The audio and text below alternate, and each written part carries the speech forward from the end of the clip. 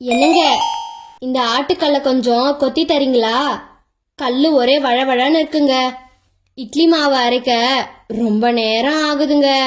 என்னங்க, ஏதோ புதுசா கிரைண்டர்னு ஒண்ணு வந்திருக்காமே. பக்கத்து வீட்டு சரோஜா சொன்னா கரண்ட்ல வேலை செய்யறதாம்.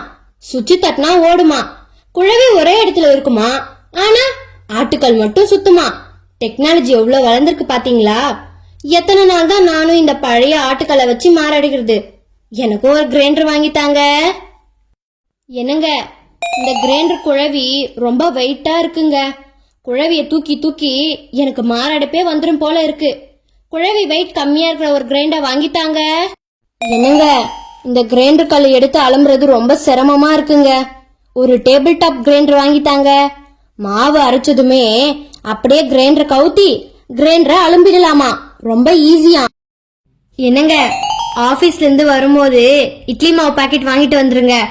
போன வாட்டி நீங்க வாங்கிட்டு வந்த மாவு நல்லாவே இல்ல, அப்புறம் இட்லி கலரா இல்ல, சப்பையா இருக்குன்னு என்னையவே கொலை சொல்றீங்க. புரிஞ்சுதுல்ல?